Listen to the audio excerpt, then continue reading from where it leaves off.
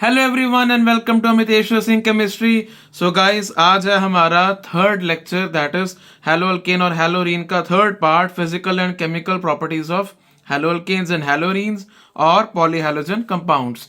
Right, तो आज हम इस चैप्टर को खत्म करेंगे। जल्दी से शुरू करते हैं, लेट्स स्टार्ट। सबसे पहले बात करेंगे हम फिजिकल प्रॉपर्टीज के बारे में। तो सबसे पहली फिजिकल प्रॉपर्टी है भाई, फिजिकल स्टेट के दिखते हैं कैसे है कि भाई प्योर हैलो अल्केन्स और हैलोरीन्स जो है वो आपके होते हैं कलरलेस। ठीक है, हाँ, पर कुछ जो ब्रोमाइड और आयोडाइड्स हैं उनमें कलर आ जाता है अगर उनको आप लाइट में एक्सपोज करते हो। Right, otherwise they are colourless. ठीक है, फिर अगर हम बात करें मेल्टिंग एंड बॉइलिंग पॉइंट की, भाई मेल्टिंग एंड बॉइलिंग पॉइंट की अगर बात करें तो आपके जो लोअर मेंबर है जैसे मिथाइल क्लोराइड, ब्रोमाइड या इथाइल क्लोराइड, ये तो आपके हैं गैसेस एट रूम टेम्परेचर। ठीक है, ये रूम टेम्परेचर पे गैसेस है। एंड आपके जैसे कुछ क्लोरोफ्लोरो मीथेन हो गए, ये आपके गैसेस है रूम टेम्परेचर पे। पर जो आपके हायर मेंबर्स हैं दे आर लिक्विड या सॉलिड, या लिक्विड होंगे या सॉलिड होंगे।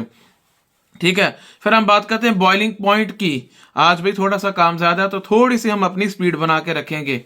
बॉइलिंग पॉइंट की अगर बात करें तो भाई जैसे जैसे डाउन द ग्रुप जाएंगे तो आपका बॉइलिंग पॉइंट क्या हो रहा है, इंक्रीज कर रहा है। क्यों कर रहा है इंक्रीज? भाई देखो, जैसे जैसे आपका हाइड्रोजन का size and molecular mass increase हो रहा है, ठीक है, आपकी वेंडरवॉल फोर्सेस ऑफ अट्रैक्शन क्या हो रही हैं, इंक्रीज कर रही हैं। वेंडरवॉल फोर्सेस ऑफ अट्रैक्शन अगर इंक्रीज होगी, भाई कौन सी भी फोर्स ऑफ अट्रैक्शन अगर इंक्रीज होगी तो बॉइलिंग पॉइंट तो बढ़ेगा ही।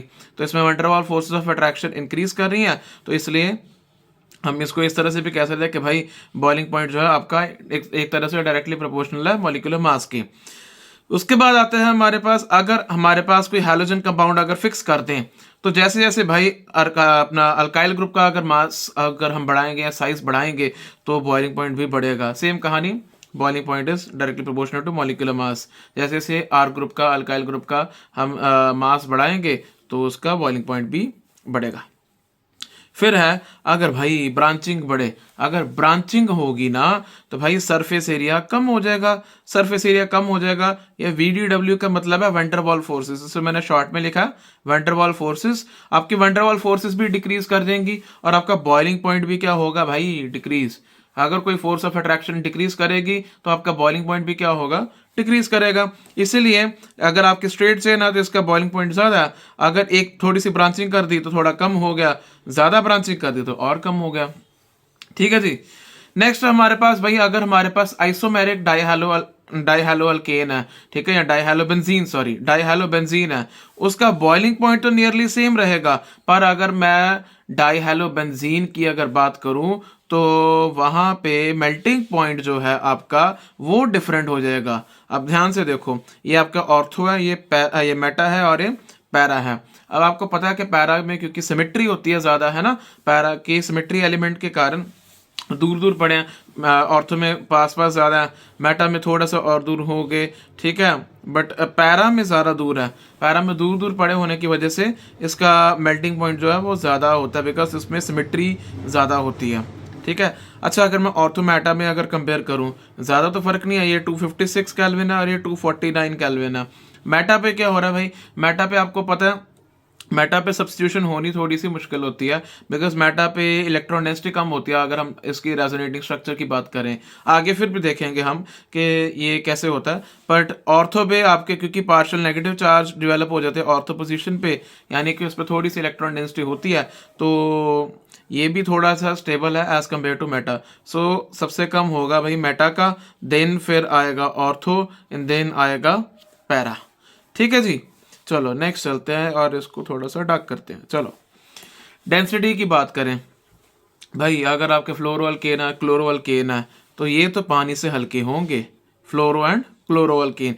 पर अगर आपके ब्रोमोअल्केन है, आयोडोअल्केन है या पॉलीक्लोरो डेरिवेटिव है, ब्रोमोअल्केन, आयोडोअल्केन या पॉलीक्लोरो डेरिवेटिव है, तो वो हैवी होते हैं देन वाटर।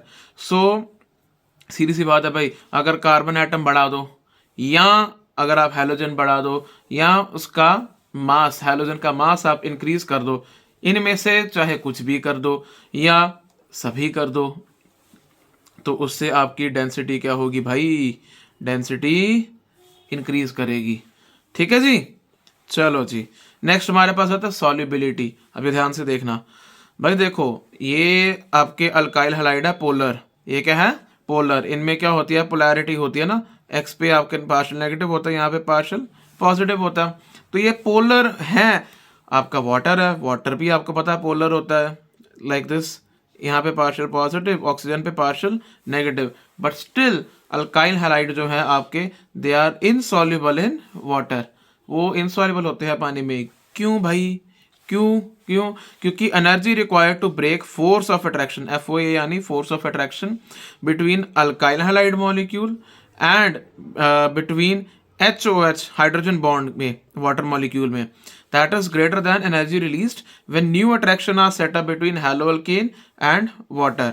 यानी कि भाई अगर मैं बात करूँ ना आपसे कि भाई साहब ये आपके सॉल्युबल क्यों नहीं है, कि होता है क्या है, अल्काइल हैलाइड की आपस में बहुत गहरी दोस्ती है, ठीक है, पानी की आपस में बहुत गहरी दोस्ती है, ठीक है, पानी की बड़ी गहरी दोस्ती है आपस में, ठीक है। तो इस वजह से क्या होता है, इनको तोड़ने के लिए जो फोर्स ऑफ अट्रैक्शन, जो सॉरी जो आपको इनको तोड़ने के लिए एनर्जी चाहिए होती है, तो वो ज़्यादा लगती है एज कम्पेयर टू अगर मैं इन दोनों का बना दूँ। सीधी सी बात है, दो दोस्त हैं, उनकी आपस में बहुत बनती है ना, उनकी आपस में बहुत बनती है, ठीक है।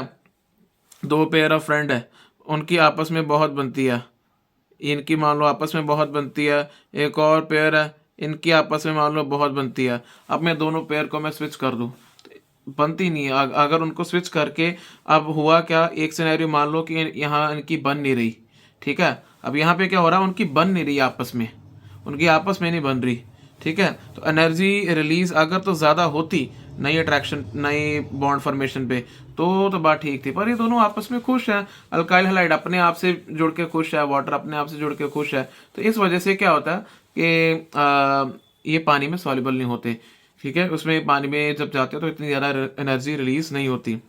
बट ऑर्गेनिक सॉल्वेंट जैसे अल्कोहल हो गया, ईथर हो गया, बेंजीन हो गया, इसमें ये सॉल्युबल है। ऑर्गेनिक सॉल्वेंट में ये सॉल्युबल होते हैं।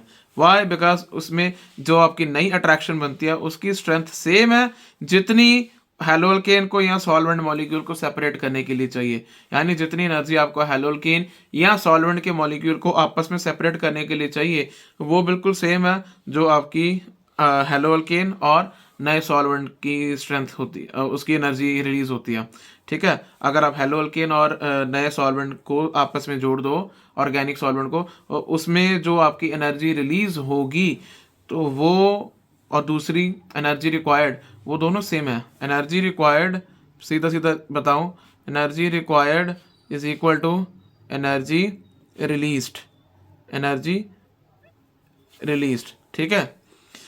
तो ये आपका एक एनसीईआरटी का क्वेश्चन है भाई। आपने इंक्रीजिंग बॉइलिंग पॉइंट में लगाना है ब्रोमोमीथेन, ब्रोमोफॉर्म, क्लोरोमीथेन, डाइब्रोमोमीथेन। सिंपल है भाई। क्लोरो सबसे पहले तो आपको पता है, हैलोजेंस अगर डाउन द ग्रुप जाओगे बॉइलिंग पॉइंट बढ़ेगा उनका, है ना, मॉलिक्यूलर मास बढ़ता है हैलोजेंस का। तो इस वजह से आपका क्लोरोमीथेन वाला तो सबसे पहले आएगा। फिर आपके रह गए 3 ब्रोमो वाले। तो भाई सीधी सी बात है, जितने नंबर ऑफ हैलोजेंस इंक्रीज करेंगे उतने ज़्यादा क्या होगा, बॉइलिंग पॉइंट इंक्रीज करेगा। अभी हमने पढ़ा। तो क्लोरोमीथेन का सबसे कम, देन ब्रोमोमीथेन, डाइब्रोमोमीथेन, फिर bromoform. Similarly 1 chloropropane, isopropyl chloride और 1 क्लोरोब्यूटेन। भाई देखो, हमने अभी कहा था कि भाई जितनी ज़्यादा ब्रांचिंग होगी ना, जितनी ज़्यादा अगर ब्रांचिंग होगी, उससे क्या होगा, वैंडरवाल फोर्सेस ऑफ अट्रैक्शन डिक्रीज करते हैं, तो आपका बॉइलिंग पॉइंट भी डिक्रीज करेगा। तो इसका सबसे कम होगा आइसोप्रोपाइल क्लोराइड का, देन 1 क्लोरोप्रोपेन, देन 1 क्लोरोब्यूटेन। अब 1 क्लोरोब्यूटेन में क्या हो रहा है भाई, कितने लग गए कार्बन, 4 कार्बन लग गए, ठीक है। तो एक चीज़ तो और होगी आपकी भाई, कि माना के आपके यहाँ पे आइसोप्रोपाइल क्लोराइड में, है ना, आइसोप्रोपाइल क्लोराइड में आपके पास 3 कार्बन है, यहाँ पे भी 3 कार्बन है, पर आप यहाँ पे क्या हो रहा है, 1 क्लोरोब्यूटेन में 4 कार्बन। अब number of alkyl group increase करके तो बॉइलिंग पॉइंट भी क्या होगा, इंक्रीज करेगा। चलो जी, ये थी हमारे पास फिजिकल प्रॉपर्टीज। अब बात करते हैं केमिकल प्रॉपर्टीज के बारे में। भाई आपके ना जो हेलो अल्केन्स है ना, वो 3 तरह की रिएक्शन दिखाती है, न्यूक्लियोफिलिक सब्स्टिट्यूशन, एलिमिनेशन और मेटल्स के साथ। इन तीनों को हम बारी बारी में डिस्कस करेंगे। सबसे ज़्यादा टाइम हम इसको लगाएंगे न्यूक्लियोफिलिक सब्स्टिट्यूशन, क्योंकि ये इंपॉर्टेंट है, ठीक है, ये ज़्यादा करती है और इसके बारे में आपका एनसीईआरटी में बहुत ज़्यादा। वाई? बिकॉज इसकी कहानी बड़ी इंटरेस्टिंग होगी। तो इस कहानी को समझने के लिए चलिए शुरू करते हैं न्यूक्लियोफिलिक सब्स्टिट्यूशन रिएक्शन। भाई देखो, करना कुछ नहीं है, ये आपके पास हेलो अल्केन रहा, न्यूक्लियोफाइल ने अटैक किया, न्यूक्लियोफाइल लगा, आपका जो हैलोजन है वो निकल गया। ठीक है, न्यूक्लियोफाइल ने धक्का मारा हैलोजन को कहा ओके टाटा बाय, तो न्यूक्लियोफाइल लग गया कार्बन के साथ और हैलोजन ने कर दी बाय बाय। ठीक है, ये सब्स्टिट्यूशन होगी तभी अगर आपका न्यूक्लियोफाइल स्ट्रॉन्गर है देन हैलोजन। ठीक है, अगर आपका न्यूक्लियोफाइल स्ट्रॉन्गर होना हैलोजन से, ठीक है, तभी आपकी ये वाली सब्स्टिट्यूशन होगी, अदरवाइज ये सब्स्टिट्यूशन नहीं होगी। ठीक है, और दूसरी बात, अगर मैं इसका ऑर्डर की बात करूं तो सेम रहेगा कि सबसे ज़्यादा आयोडाइड जल्दी से निकलेगा, वाई? बिकॉज बॉन्ड लेंथ ज़्यादा उसमें, तो आराम से निकल जाएगा। Then bromide, then chloride and then fluoride, क्योंकि उसमें बॉन्ड लेंथ बड़ी कम होगी फ्लोराइड में। ठीक है, ये आपकी कुछ एग्जांपल्स है न्यूक्लियोफिलिक सब्स्टिट्यूशन रिएक्शंस की। जैसे अगर मैं इसको थोड़ा सा जूम इन कर दूं, चलो थोड़ा सा जूम इन करके देखते हैं। ये आपके पास अल्काइल हैलाइड है, अगर आपने पोटेशियम हाइड्रोक्साइड के साथ अगर आपने रिएक्शन कराई भाई, तो क्या बनेगा? अल्कोहल बनेगा। इसमें आपका न्यूक्लियोफाइल क्या है? OH negative. ठीक है, अगर आपने सोडियम अल्कोक्साइड के साथ कराया तो ये आपका होता है अल्कोक्साइड, RO नेगेटिव, आपका बन जाएगा ईथर। वाटर के साथ कराए तो अल्कोहल। ठीक है, केसीन के साथ कराए तो अल्काइल साइनाइड है, इसको अल्काइल नाइट्राइल भी बोलते हैं। ठीक है, फिर अगर सिल्वर साइनाइड के साथ कराए तो अल्काइल आइसोसाइनाइड या आइसोनाइट्राइल बनेगा। ठीक है, फिर पोटेशियम नाइट्रेट के साथ कराई अल्काइल नाइट्राइट, सिल्वर नाइट्रेट के साथ कराई आपने तो नाइट्रोअल्केन। ठीक है, ये आपके साइड में जितने हैं ये आपके न्यूक्लियोफाइल गिवन है। ठीक है, ऐसे करते करते अगर आपने कार्बोक्सिलिक के सिल्वर सॉल्ट से अगर कराई तो आपका एस्टर बनता है। ठीक है, लिथियम एल्यूमिनियम हाइड्रेट से कराई अल्केन बनती है, अमोनिया से कराई प्राइमरी अमीन बनती है। ठीक है, इस तरह से आपकी ये सारी रिएक्शंस होती है न्यूक्लियोफिलिक सब्स्टिट्यूशन रिएक्शंस। इसमें आप चीज़ देखना ध्यान से चलो इसे भी जूम इन ही रहने देते हैं। ध्यान से देखो, ये है आपका CN। ठीक है, एक लिंकेज है इसकी यहाँ से, एक लिंकेज है इसकी यहाँ से, एक है कार्बन से लिंक हुआ, एक है नाइट्रोजन से लिंक हुआ। देखो लिगेंड सेम, सॉरी लिगेंड नहीं, आपका न्यूक्लियोफाइल जो है आपका सेम है, न्यूक्लियोफाइल आपका सेम है। ठीक है, पर एक साइड में एक रिएक्शन में अटैक हुआ कार्बन की तरफ से, एक साइड में अटैक हुआ फ्रॉम नाइट्रोजन। ठीक है, तो ऐसे न्यूक्लियोफाइल जो दोनों तरफ से रिएक्शन कर सकते हो, ऐसे न्यूक्लियोफाइल जिनके पास दो साइट हो रिएक्शन करने के लिए, उनको बोलते हैं हम एम्बिडेंट न्यूक्लियोफाइल। ठीक है, यानी जो आपके न्यूक्लियोफिलिक सेंटर पे दोनों साइड से अटैक कर सके, जैसे साइनाइड और आइसोसाइनाइड। अगर कार्बन से अटैक करें, अगर कार्बन वाली साइड से लगे तो साइनाइड, अगर नाइट्रोजन वाली साइड से लगे तो आइसोसाइनाइड, अगर नाइट्रोजन वाली साइड से लगे तो ये नाइट्रो और नाइट्राइड का, अगर नाइट्रोजन वाली साइड से लगे तो नाइट्रो, अगर ऑक्सीजन वाली साइड से लगे तो ये क्या होगा? नाइट्राइट। ठीक है जी, चलो अब इसका मैकेनिज्म देखते हैं। ये है बड़ा इंपॉर्टेंट, बड़ा इजी पीजी मैकेनिज्म है, पर इंटरेस्टिंग है बड़ा मैकेनिज्म। सबसे पहले हम बात करेंगे भाई, देखो न्यूक्लियोफिलिक सब्स्टिट्यूशन आपकी दो तरह से होती है, SN2 एंड SN1। सबसे पहले बात करेंगे सब्स्टिट्यूशन न्यूक्लियोफिलिक बायोमोलिक्यूलर, जिसको हम बोलते हैं SN2 रिएक्शन। SN2 में क्या होता है भाई, आपका सेकेंड ऑर्डर काइनेटिक्स को फॉलो करती है रिएक्शन। आपकी रिएक्शन ना सेकेंड ऑर्डर काइनेटिक्स को फॉलो करती है, यानी कि concentration of both the reactant, दोनों रिएक्टेंट का। जैसे अब यहाँ पे देखो, यहाँ पे मैंने लिया CH3Cl और OH नेगेटिव, तो रेट आपका दोनों पे डिपेंड कर रहा है, दोनों की कंसंट्रेशन पे डिपेंड कर रहा है, तो इसलिए इसको बोलते हैं सब्स्टिट्यूशन न्यूक्लियोफिलिक बायोमोलिक्यूलर, यानी कि दो मॉलिक्यूल की कंसंट्रेशन पर ये डिपेंड कर रही है।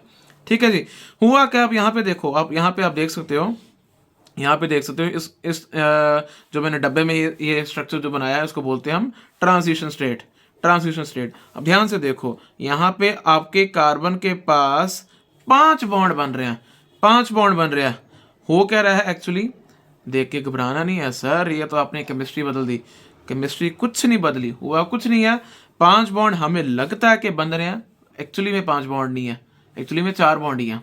ठीक है, हो क्या रहा है कि आपका जो न्यूक्लियोफाइल आ रहा है, ठीक है, एक साइड से आपका न्यूक्लियोफाइल आ रहा है, दूसरी साइड से आपका जो लीविंग ग्रुप है क्लोराइड है वो जा रहा है। तो यहाँ से न्यूक्लियोफाइल आ रहा है, यहाँ से क्लोराइड जा रहा है, इसलिए आपको लगता है कि ये 5 बॉन्ड बन रहे हैं, पर 5 बॉन्ड नहीं है एक्चुअली में। ठीक है, तो अब ये क्योंकि होता सिंगल स्टेप में है, तो इस वजह से यहाँ पे कोई इंटरमीडिएट नहीं बनता, यहाँ पे कोई इंटरमीडिएट नहीं बनता। और ध्यान से देखो हुआ क्या भाई, लीविंग ग्रुप राइट साइड से जा रहा है और नया न्यूक्लियोफाइल जो वो लेफ्ट साइड पे आया है ना, लेफ्ट साइड पे आ रहा है। तो इसका मतलब क्या हुआ कि आपकी जो कॉन्फ़िगरेशन थी, मान लो ऐसे ऐसे थी, आपका मॉलिक्यूल आप इस तरह से, अब ऐसे से होके ऐसे बन गया, ऐसे होके ऐसे हो गया। ठीक है, यानी आपकी जो कॉन्फ़िगरेशन है वो क्या होगी, इन्वर्ट होगी, घूम गई।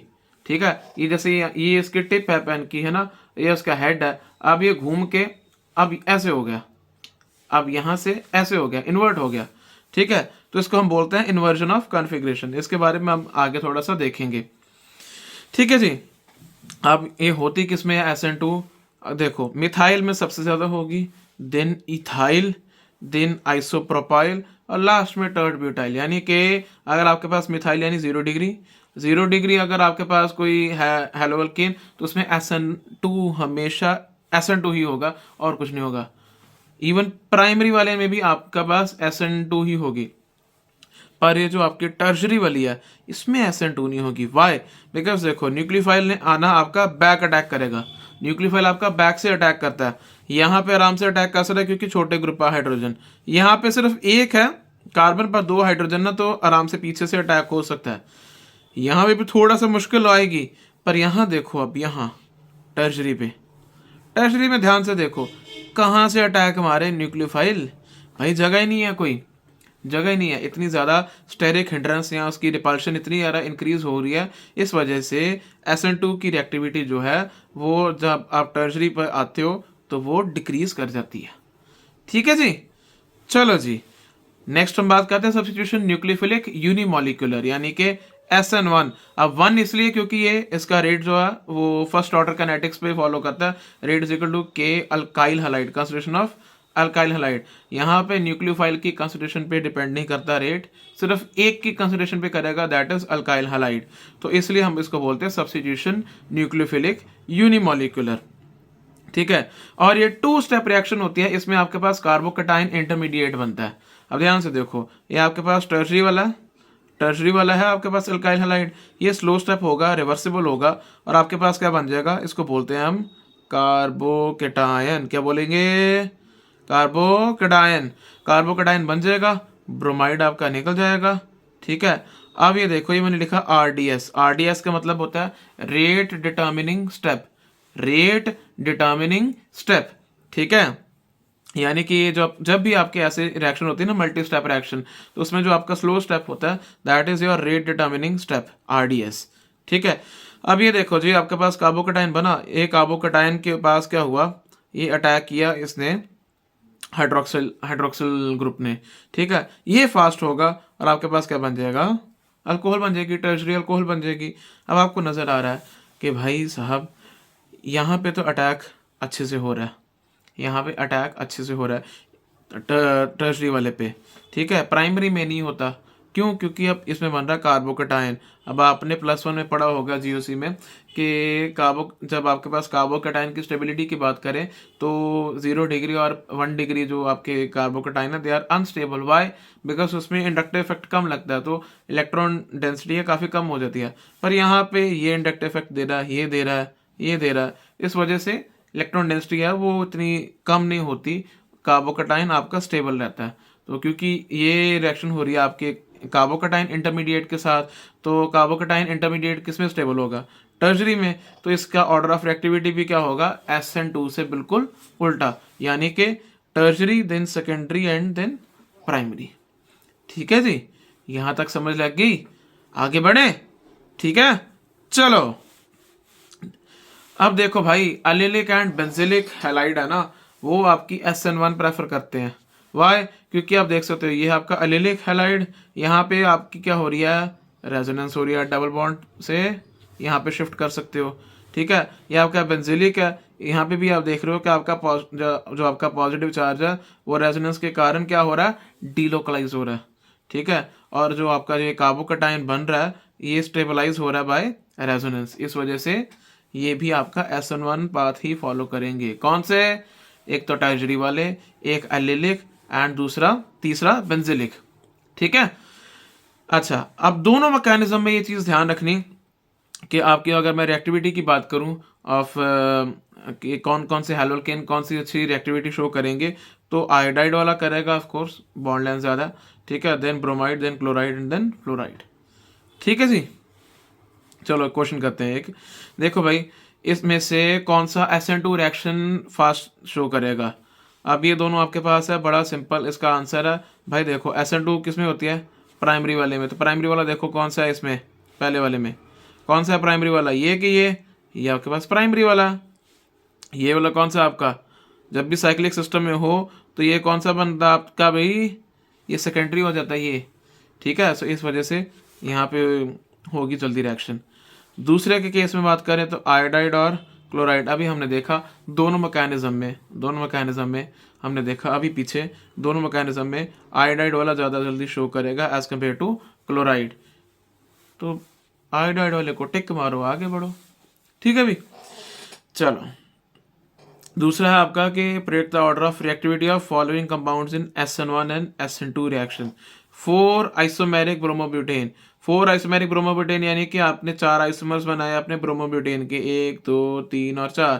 पहला नॉर्मल, दूसरे में आपने अल्काइल को बीच में लगा दिया, तीसरे में आपने ब्रोमीन को सेकेंडरी कर दिया, चौथे में आपने इसको टर्शरी बना दिया। सीधी सी बात है, ये प्राइमरी है, ये ब्रांचिंग है। ये प्राइमरी है स्ट्रेट, ये प्राइमरी है ब्रांचिंग, ये सेकेंडरी है और ये टर्शरी है। तो SN1 का लगा दो, SN2 का ऑपोजिट ही होगा। तो SN1 क्या होगा? कार्बोकेटाइन वाला। तो आप यहाँ से यहाँ जाओगे तो आपकी SN1 की रिएक्टिविटी इंक्रीज करेगी, रिवर्स कर दोगे तो SN2 की रिएक्टिविटी इंक्रीज करेगी। और ये जो आपका दूसरा क्वेश्चन है मेरे भाई, अब ये मैं नहीं कराऊंगा, ये आप करोगे खुद अपने आप, और इसका आंसर मेरे को बताओगे इन द कमेंट्स बिलो। ठीक है, इसका आंसर मेरे को बताना।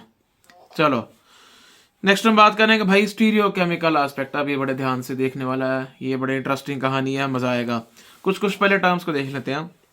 न्यूक्लियोफिलिक सब्स्टिट्यूशन रिएक्शन में आपका स्टीरियो केमिकल एस्पेक्ट क्या है? स्टीरियो केमिकल एस्पेक्ट यानी कि आपका मॉलिक्यूल स्पेस में है, तो स्पेस में उसके साथ कैसे कैसे रिएक्शन होगी, न्यूक्लियोफाइल किस तरफ से आएगा, कैसे लगेगा, क्या होगा। ठीक है, पर उसको समझने के लिए हम पहले थोड़ी टर्म्स देखेंगे। तो पहली टर्म हमारे पास है plane polarized light. Plane polarized light क्या होती है? Light whose vibration take place only in one of the possible plane।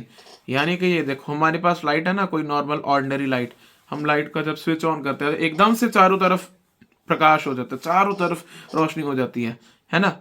उसकी जो लाइट है उसकी वाइब्रेशन चारों दिशाओं में वाइब्रेट करती है ऐसे, है ना। पर प्लेन पोलराइज लाइट क्या होती है? अगर सिर्फ एक प्लेन में, मान लो यहीं पे अगर मैंने लाइट ऑन की तो सिर्फ एक प्लेन पे, मान लो ये मेरा प्लेन है और इसी प्लेन पे अगर लाइट आ रही है, बाकी और किसी प्लेन में नहीं जा रही लाइट, तो इसका मतलब क्या है? That light is called plane polarized light. उसको क्या बोलेंगे भाई? Plane polarized light.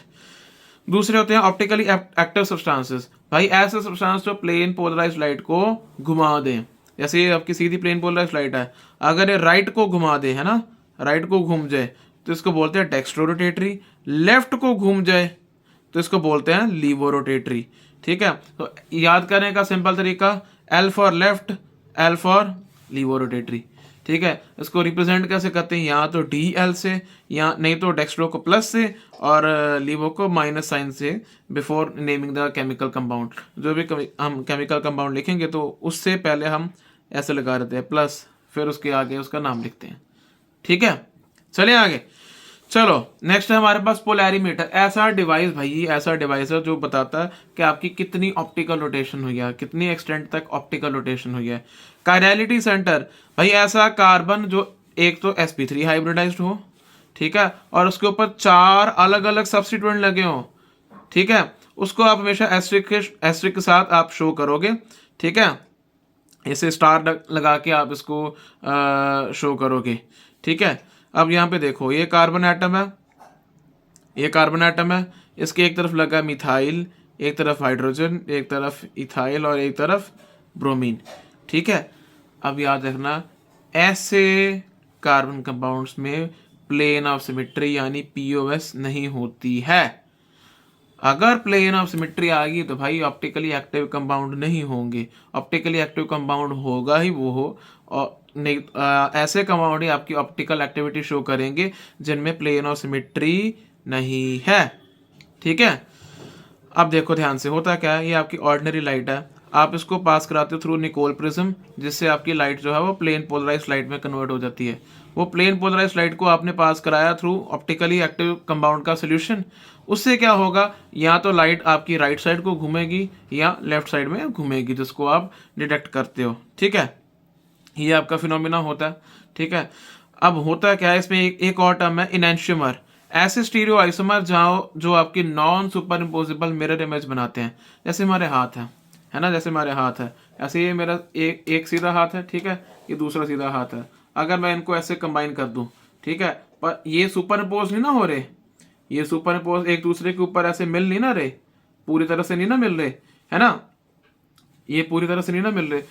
सिमिलरली ऐसे कंपाउंड्स जो जो जो आपके स्टीरियो आइसोमर हैं, पर जब अगर हम उनको मिरर इमेज उनकी देखें, उसको उठा के हम इसके ऊपर रखें, जैसे इसको उठा के मैं इसके ऊपर रखूं, तो भाई क्या ये सुपर इम्पोज हो रहा है, क्या एक दूसरे के ऊपर ऐसे लग रहा है, नहीं ना लग रहा, तो उसको हम बोलेंगे इनैंशियोमर, जो non super imposable mirror image बनाते हैं ऐसे स्टीरियो आइसोमर।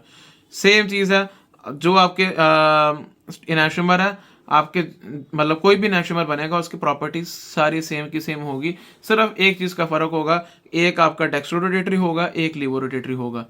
जब भी आपके पास स्टीरियो आइसोमर्स बनेंगे, आपके पास इनैंशियोमर बनेंगे, ठीक है, अलग अलग अमाउंट में, कुछ डेक्स्ट्रो होंगे, कुछ लीवोरोटेटरी होंगे, सारी की सारी प्रॉपर्टी सेम है, सिर्फ और सिर्फ प्लेन पोलराइज्ड लाइट की रोटेशन किस तरफ करेंगे उसका फर्क आएगा।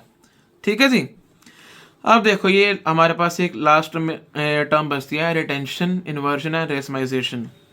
रेसमिक मिक्सचर क्या होगा, मान लो भाई अगर आपके पास दो इनैंशियोमर हैं, ठीक है, और दोनों इक्वल अमाउंट में, 50% डेक्स्ट्रो 50% लीवो, एक लाइट है जो 50% आपकी मान लो डेक्स्ट्रो है, एक लाइट है आपकी 50%, एक कंपाउंड है जो आपका 50% लीवो रोटेटरी है, एक है डेक्स्ट्रो रोटेटरी, यानी कि एक अगर इतना घुमा रहा है, दूसरा भी अगर इतना घुमा रहा है, ठीक है, दोनों अगर इस तरह से घुमा रहे हैं, तो किस साइड पे जाएगी, किस साइड पे आपकी ऑप्टिकल रोटेशन होगी, ना तो इस तरफ जा रही है ना इस तरफ जा रही है, नेट आपकी ऑप्टिकल रोटेशन क्या आएगी, नेट का आपकी ऑप्टिकल रोटेशन क्या आएगी, जीरो। ठीक है, जीरो ऑप्टिकल रोटेशन आएगी। इसको आप रिप्रेजेंट करते हो प्लस माइनस ऐसे डाल के या डीएल लिख के। ठीक है, अगर हम किसी इनैंशियोमर को रेसमिक मिक्सचर बना दें, है ना, उसको हम बोलते हैं, उस प्रोसेस को हम बोलते हैं रेसमाइजेशन। क्या बोलेंगे उसे, रेसमाइजेशन। अब ध्यान से देखना, जैसे हमारे पास कंपाउंड है कोई, ठीक है, मान लो यहाँ पे कोई एक्स लगा है, अगर आपने कोई रिएक्शन कराई, ठीक है, और आपकी रिएक्शन कराने से अगर मान लो आपके पास ये वाला कंपाउंड बनता, ठीक है, यानी कि आपका लेफ्ट साइड में एक्स लगा था, लेफ्ट साइड में ही वाई लगता है, लेफ्ट साइड में ही वाई लगता है, आपकी बाकी और स्टीरियो केमिस्ट्री कुछ नहीं छिड़ती, ठीक है, वहीं की वहीं रिटेन रहती है, उसको हम बोलेंगे रिटेंशन। उसको क्या बोलेंगे हम, रिटेंशन। अगर आपका सिर्फ अगर आपने इसको वाई से रिएक्ट कराया और आपका ये मॉलिक्यूल जो है एक्स जो है वो इस मतलब यहाँ से एक्स निकला, ठीक है, और वाई आके यहाँ पे लग गया, वाई आके यहाँ पे लग गया, लाइक दिस, लेफ्ट साइड से एक्स निकला और राइट साइड से आपका वाई लग गया, इसको हम बोलेंगे इन्वर्जन। अब आपकी स्टीरियो केमिस्ट्री जो है वो एकदम से इन्वर्ट होगी, लेफ्ट से निकला लेफ्ट पे ही लगा, स्टीरियो केमिस्ट्री रिटेन रही, उसको बोलेंगे रिटेंशन।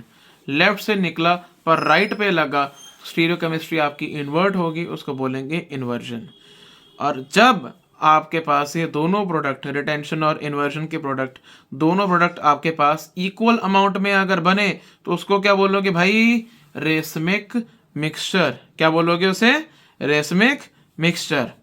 ठीक है, अब देखो SN2 में क्या होता था, SN2 में आपका बैक अटैक हो रहा है न्यूक्लियोफाइल का, पीछे से अटैक कर रहा है न्यूक्लियोफाइल, ठीक है, तो उसमें क्या होगी, 100% उसमें इन्वर्जन ऑफ कॉन्फ़िगरेशन होगी, इन्वर्जन ऑफ कॉन्फ़िगरेशन, क्योंकि पीछे से अटैक आ रहा है ना, लीविंग ग्रुप आपका राइट से जा रहा है, ठीक है, न्यूक्लियोफाइल आपका पीछे से लेफ्ट से आ रहा है, ठीक है, लिविंग ग्रुप आपका राइट साइड से जा रहा है, आपका न्यूक्लियोफाइल लेफ्ट से आ रहा है, तो इस वजह से आपकी जो प्रोडक्ट बनेगा वो ऐसे उल्टा हो जाएगा, उसमें स्टीरियो केमिस्ट्री उसकी इन्वर्ट हो जाएगी, तो आपकी इन्वर्जन ऑफ कॉन्फ़िगरेशन होगी। SN1 में क्या होगा भाई, SN1 में देखो आपके पास ये बन गया था कार्बोकेटाइन, और अगर मान लो मैं यहाँ पे मान लेता हूँ यहाँ पे भी कि आपका जो निकला है लिविंग ग्रुप है ना, वो मान लो मैं यहाँ पे मान रहा हूँ कि राइट साइड से निकला है। अब आपके पास पर अब यहाँ पे क्या बन गया, यहाँ पे आपकी जो कॉन्फ़िगरेशन है दैट इज ट्राइगोनल प्लेनर, ठीक है, ट्राइगोनल प्लेनर कॉन्फ़िगरेशन है। अब आपके पास न्यूक्लियोफाइल कहीं से भी आ सकता है, क्योंकि अब तो कार्बोकैटायन है। अगर तो वही साइड से आएगा, अगर वही साइड से आ रहा है तो फिर तो आपकी होगी रिटेंशन। अगर बैक साइड से आ रहा है तो फिर क्या होगी आपकी इन्वर्शन। पर क्योंकि अब किसी कहीं से भी आ सकता है तो 50% चांस इसका है, 50% चांस इसका है, यानी आपके पास मिक्सचर बनेगा। जिस इस वजह से आपका हम कहते हैं कि SN1 में आपके पास क्या प्रोडक्ट बनता है, रेसमिक मिक्सचर बनता है, ठीक है। पर ये सारी चीज़ दोबारा से सुन लो ध्यान से, ये आपकी सारी चीज़ें तभी एप्लीकेबल है अगर आपका अल्काइल हैलाइड ऑप्टिकली एक्टिव है। अगर ऑप्टिकली एक्टिव नहीं है, अगर मान लो कि दो ग्रुप भी अगर सेम लग गए, तो भाई ये सारी की सारी कहानी आपने, इस सारी की सारी कहानी को आपने फेंक देना, डिसरिगार्ड कर देना, छोड़ देना आपने, ठीक है। ये सिर्फ और सिर्फ कहानी तब एप्लीकेबल है जब कंपाउंड आपके ऑप्टिकली एक्टिव है, नहीं तो अदरवाइज सिंपल से यही बात आपने याद रखनी है। SN2 में आपका बैक अटैक होगा न्यूक्लियोफाइल का हमेशा हमेशा, क्योंकि राइट से न्यूक्लियोफाइल अगर निकला तो पीछे से आके लगेगा। SN1 में आपके पास चॉइस होती है, क्योंकि कार्बोकैटायन बन रहा है, फ्रंट से भी करा सकते हो, बैक से भी करा सकते हो, both are fine, both are fine. चलो अब ना मेन काम खत्म हुआ, अब हम चलते हैं एलिमिनेशन रिएक्शन के ऊपर। इसको आप डीहाइड्रोहेलोजिनेशन रिएक्शन भी बोलते हो, इसको आप बीटा एलिमिनेशन रिएक्शन भी बोलते हो। कैसे कैसे ध्यान से देखो, होगा क्या मेरे भाई, ये आपके पास कोई भी अल्कीन है, कोई भी अल्कीन, ठीक है। यहाँ पे अगर आपका लगा हुआ है हैलोजन, ठीक है, आपका कोई भी हैलोल्केन है, आपका यहाँ पे हैलोजन लगा है, और इस कार्बन जिस पे हैलोजन लगा उसको मान लेते हैं अल्फा, दूसरा वाला क्या हो जाएगा आपका बीटा कार्बन, ठीक है। अगर बीटा कार्बन पे हाइड्रोजन है और आप अल्कोहलिक KOH यूज कर रहे हो, तो 100% आपके पास क्या बनेगा मेरे भाई, क्या बनेगा, अल्कीन बनेगा, अल्कीन बनेगी आपके पास, X निकल आएगा।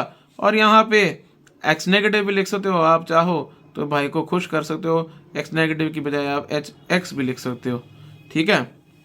होगा क्या, हाइड्रोजन निकल जाएगा, हाइड्रोजन निकल जाएगा और आपका लिविंग ग्रुप के साथ लग जाएगा।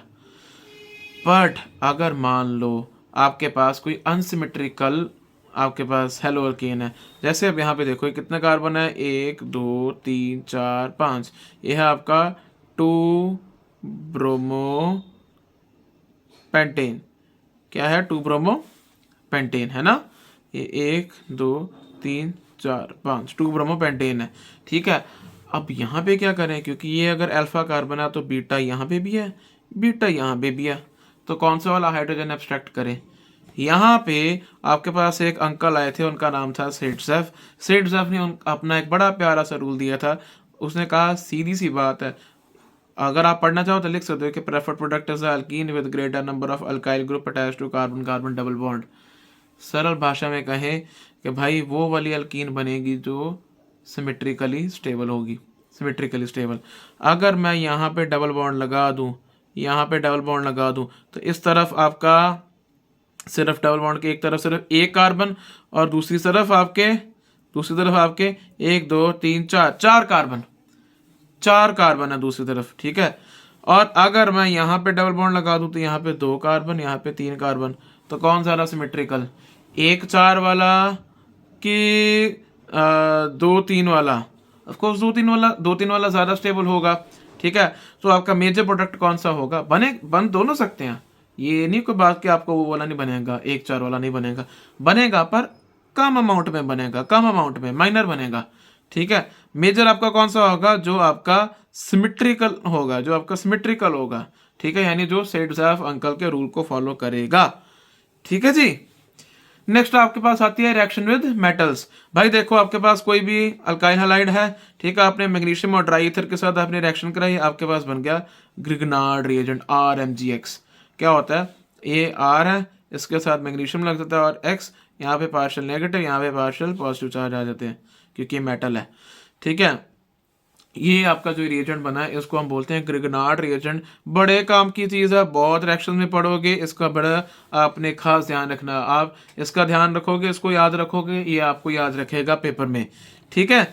तो ग्रिगनार्ड रिएजेंट आपका एक तरह से ऑर्गेनोमेटालिक कंपाउंड होता है ना, क्योंकि ये कार्बन और मैग्नीशियम है ना, और कार्बन और एक मेटल का एक कंपाउंड है, तो इसलिए हम इसको बोलते हैं ऑर्गेनोमेटालिक कंपाउंड, ठीक है। आपने अब क्या करना है, ग्रिगनार्ड रिएजेंट को आपने वाटर के साथ रिएक्शन करा दी, वाटर के साथ रिएक्शन करा दी, बड़ी सीधी सी रिएक्शन होगी भाई साहब, मैग्नीशियम निकल जाएगा। वाटर आपका किससे बना है, एच और ओ एच, एच आपका जो है वो यहाँ पे लग जाएगा, ठीक है। अगर मैं ऐसे करूँ दोबारा से, एच ओ एच है, ये यहाँ पे लगेगा, ये यहाँ पे जाएगा, ठीक है। आपका क्या बन जाएगा, हाइड्रोकार्बन, हाइड्रोकार्बन बनेगी, और साथ में जो आपका ओ एच बचा था, ओ एच बचा था वो आपके पास वो चला जाएगा मैग्नीशियम के पास, और इस तरह से आपका मैग्नीशियम ओ एच और एक्स का कंपाउंड बन जाएगा। और आपका मेजर कंपाउंड कौन सा बनेगा, हाइड्रोकार्बन। यानी कि अगर आपने कोई भी हेलो अल्केन हो आपके पास, उसको आपने अल्केन में कन्वर्ट करना है, हैलोजन को रिमूव करना है, best method Grignard reagent. Grignard भाई साहब को याद करो, ग्रिगनार्ड भाई साहब के रिएजेंट को, भाई साहब नहीं, भाई साहब के रिएजेंट को याद करो। उसमें आप अल्काइल हैलाइड लो, मैग्नीशियम ट्राइथर में वो रिएजेंट बनाओ ग्रिगनार्ड रिएजेंट, उसमें पानी डालो, आपका अल्केन बाहर आ जाएगा, हैलोजन निकल जाएगा, ठीक है। अब इसी भाई साहब के रिएजेंट से इंस्पायर होके वुड्स अंकल ने एक रिएक्शन बनाई थी, जिसको हम बोलते हैं वुड्स रिएक्शन। इंपॉर्टेंट है क्योंकि नाम आ गया तो अब इंपॉर्टेंट है।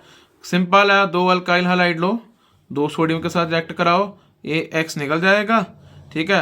ये आर एक्स और आर एक्स ऐसे है ना, आर एक्स और आर एक्स ऐसे हैं, तो बनेगा क्या आपके पास, आर आर बन जाएगा, और आपके पास 2Na बन जाएगी, बस आपके पास अल्केन बनेगी, आपके पास अल्केन बनेगी मेरे भाई। पर कौन सी बनेगी, आप वुड्स रिएक्शन की एक चीज़ ध्यान रखना, वुड्स में आप हमेशा इवन नंबर कार्बन वाली अल्केन बनाओगे, इवन नंबर ऑफ कार्बन वाली अल्केन बनाओगे, ऑड नंबर वाली ना बना दियो भाई। आपने प्लस वन में पढ़ी होगी रिएक्शन हाइड्रोकार्बन वाले चैप्टर में, ठीक है। ऑड नंबर वाली नहीं बनती इसमें, क्यों, क्योंकि आपके दोनों जो हैलोल्केन है वो सेम होने चाहिए इसमें, ठीक है। अगर आपने अलग अलग ले लिया तो उसमें मिक्सचर ऑफ प्रोडक्ट बनते हैं, और यही इस रिएक्शन की लिमिटेशन है, ठीक है। चलो, अब आपके हुए हेलो अल्केन्स की रिएक्शन समाप्त। अब हम बात करेंगे हेलो अरीन्स की रिएक्शन की। ऑफ कोर्स सबसे पहली बात है हमारे पास न्यूक्लियोफिलिक सब्स्टिट्यूशन। मेरे भाई इसमें न्यूक्लियोफिलिक सब्स्टिट्यूशन नहीं होती, क्यों, कुछ कारण है, और ये क्वेश्चन भी इंपॉर्टेंट है कि why nucleophilic substitution reactions do not take place easily in case of halo arenes. क्यों भाई, क्योंकि नंबर एक रेजोनेंस इफेक्ट, रेजोनेंस के कारण आप देख सकते हो इसमें क्या आ रहा है, कार्बन और क्लोरीन में पार्शियल डबल बॉन्ड करेक्टर आ रहा है, जिस वजह से ये ब्रेक करना मुश्किल होता थोड़ा सा। फिर इंस्टेबिलिटी ऑफ फिनाइल कटायन, कि आपका भाई ये जो फिनाइल कटायन है वो आपका अनस्टेबल होता है, तो अगर फिनाइल कटायन ही नहीं अगर होगा, है ना, फिनाइल कटायन अगर आपका कार्बो कटायन अगर स्टेबल नहीं है, तो SN1 को तो भूल जाओ, SN1 तो भूल जाओ, SN1 नहीं होगी फिर आपके पास, ठीक है। फिर तीसरा आपके पास है डिफरेंस इन हाइब्रिडाइजेशन। आपके देखो ये आपका है अल्काइल हैलाइड और यह अराइल हैलाइड। अल्काइल में आपके पास हाइब्रिडाइजेशन होती है sp3, अराइल में होती है sp2, ठीक है। और आप जानते हो भाई, अगर मैं इलेक्ट्रोनेगेटिविटी की बात करूं तो sp2 की इलेक्ट्रोनेगेटिविटी ज़्यादा होती है देन sp3 से। ये जो ये सिंबल है, ये इसका मतलब होता है इलेक्ट्रोनेगेटिविटी, इसका मतलब होता है इलेक्ट्रोनेगेटिविटी। तो आपको पता है भाई, इलेक्ट्रोनेगेटिविटी ज़्यादा है तो पोलैरिटी का डिफरेंस इनमें कम हो जाएगा, आपका बॉन्ड थोड़ा स्ट्रांग हो जाएगा, ठीक है। तो इस वजह से उसको तोड़ना थोड़ा सा मुश्किल होगा, ठीक है।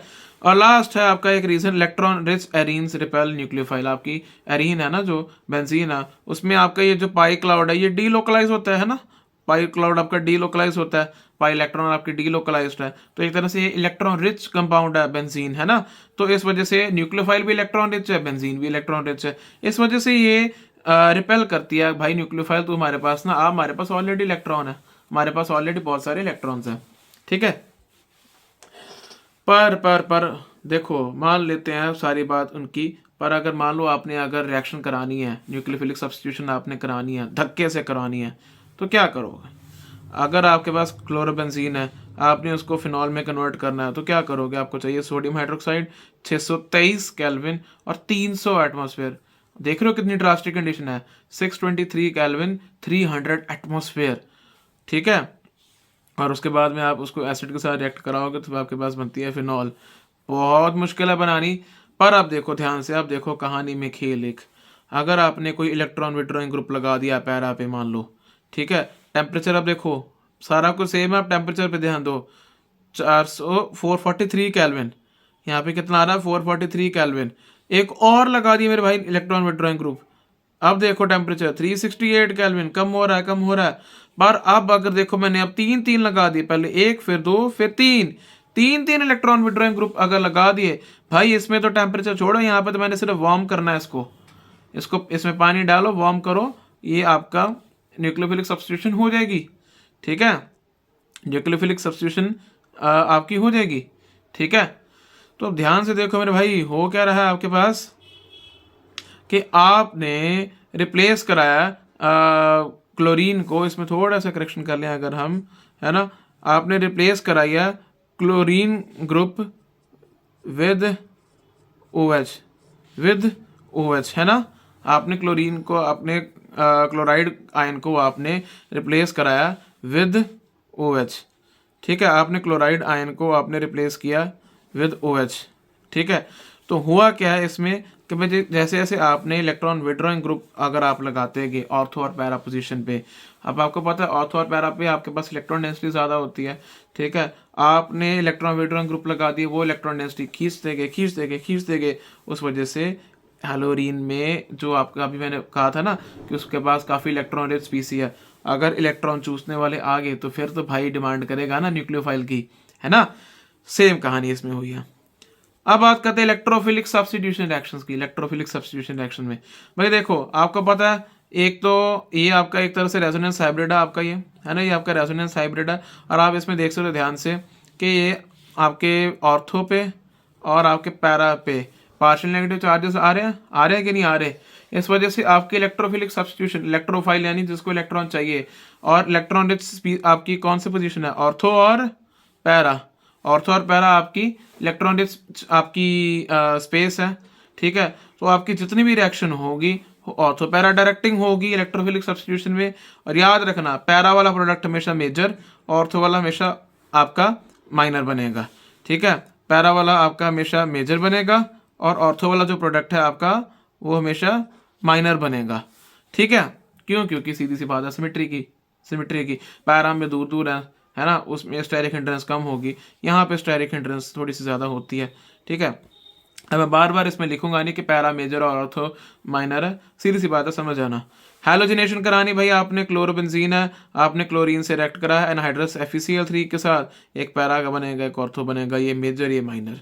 नाइट्रेशन कराई आपने, नाइट्रेशन को याद रखना, नाइट्रेशन जब भी करानी है आपके पास रिएजेंट क्या होगा भाई, concentrated nitric acid plus concentrated sulphuric acid, concentrated HNO3 plus concentrated H2SO4।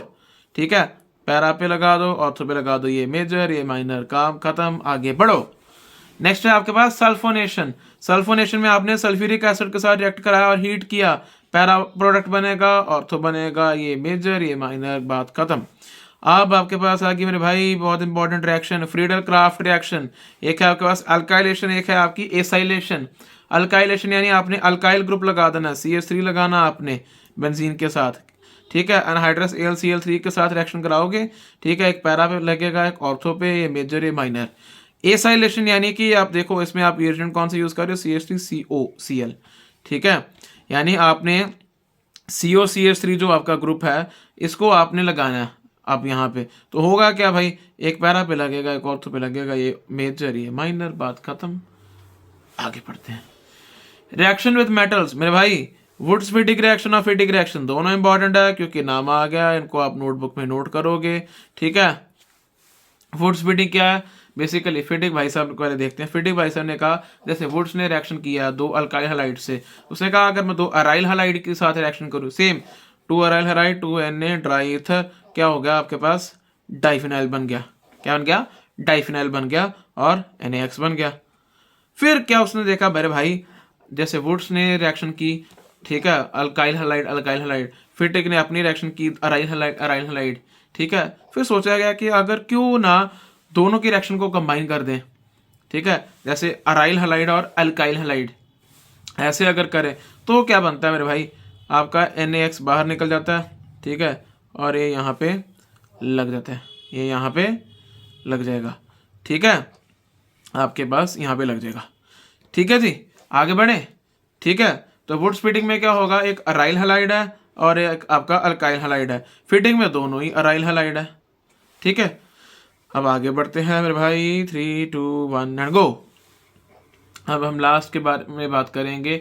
अब ये थोड़ी सी याद करने वाली कहानी है, कर सकते हो बहुत अच्छा, नहीं कर सकते करनी पड़ेगी क्योंकि आपका एग्जाम है, तो अब आपके पास कोई एक्सक्यूज नहीं है, तो करते हैं। चलो, पॉलीहैलोजन कंपाउंड यानी ऐसे कंपाउंड जिनमें एक से ज्यादा हैलोजन एटम होंगे, जैसे डाइक्लोरोमीथेन। अब आपके जो एनसीईआरटी में है उसको मैं जितना शॉर्ट कर सकता हूँ उतना मैंने शॉर्ट किया है इसको।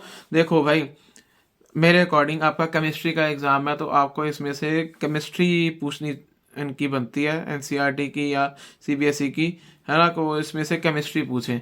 और अगर थोड़ी बहुत कहानी अगर पूछ ली तो आपको पता होना चाहिए, इतना तो केमिस्ट्री वालों को पता होना चाहिए कि क्या होता है क्या नहीं होता। ठीक है, तो डाइक्लोरोमीथेन क्या है कि भाई मीथेन है, दो हाइड्रोजन हटा दो, दो क्लोरीन लगा दो। यूज होता है solvent, paint remover and propellant in aerosol. Harmful effect इसके भाई, ये सीएनएस को खराब करता है, सेंट्रल नर्वस सिस्टम को। ठीक है, आपकी इम्पेयर्ड आपकी विजन खराब करता है, हेयरिंग को खराब करता है अगर लोअर लेवल पे है। हायर लेवल पे आपको डिजीनेस एंड नोजिया देता है। ठीक है, स्किन पे अगर पड़ जाए तो बर्निंग और रेडनेस देता है। आंखों में चला जाए तो आपकी कॉर्निया को बर्न कर देता है। ठीक है जी, नेक्स्ट आपका ट्राईआयोडोमीथेन। देख रहे हो भाई आपके केमिकल कंपाउंड्स के हार्मफुल नतीजे। ठीक है, तो ये खतरों के खिलाड़ी वाला काम ही है अगर आप इनके साथ खेलते हो। Use them wisely. ट्राईआयोडोमीथेन आपका आइडोफॉर्म, इसको बोलते हैं आइडोफॉर्म ट्राईआयोडोमीथेन को। ठीक है, और ये आपका एंटीसेप्टिक की तरह से यूज हुआ करता था, अब नहीं होता। वाई? बिकॉज उसकी थोड़ी सी स्मेल गंदी होती है, अब चेंज हो गया है। ठीक है, एंटीसेप्टिक की तरह इसलिए यूज करते थे क्योंकि ये फ्री आयोडीन रिलीज करता था। ठीक है, नेक्स्ट आपका ट्राइक्लोरोमीथेन, इसको हम बोलते हैं क्लोरोफॉर्म। क्या बोलते हैं मेरे भाई? क्लोरोफॉर्म। क्या बोलेंगे? क्लोरोफॉर्म। ठीक है, ठीक है, याद रखना सीधी सी बात, जब भी आपके पास CH X3 आ जाए उसको आप बोलते हो हेलोफॉर्म। अगर क्लोरो है तो क्लोरोफॉर्म, ब्रोमो है तो ब्रोमोफॉर्म, आयोडो है आयोडोफॉर्म। ठीक है, क्लोरोफॉर्म का क्या होता है? आपका फ्रीऑन रेफ्रिजरेंट के मैन्युफैक्चर में काम आती है। R22 की जो आपकी फ्रीऑन रेफ्रिजरेंट होती है उसमें मैन्युफैक्चर में काम आती है आपकी क्लोरोफॉर्म। ठीक है, इसको आप डार्क कलर्ड कंटेनर में आप स्टोर करते हो। क्यों? क्योंकि ये फॉस्जीन में ऑक्सीडाइज हो जाता है in the presence of light. Light की प्रेजेंस में ये फॉस्जीन में ऑक्सीडाइज हो जाता है। ठीक है, ये आपकी रिएक्शन है बड़ी प्यारी। क्लोरोफॉर्म ऑक्सीजन के साथ रिएक्ट किया in the presence of light, phosgene और Cl2 बन गए। ठीक है, और ये आपका इसका नुकसान ऑफ कोर्स ज़्यादा है क्लोरोफॉर्म का, सभी को पता है, बेहोश होते हैं, डिजीनेस, फटीग होती है। ये CNS को डिप्रेस करता है, उसका फंक्शनिंग को कम करता है सेंट्रल नर्वस सिस्टम की। फिर आपकी आती है टेट्राक्लोरोमीथेन, CCl4। CCl4 आपका एज रेफ्रिजरेंट है, प्रोपेलेंट यूज करते हैं। ये आपका क्लोरोफ्लोरोकार्बन में यूज होता है, CFC में।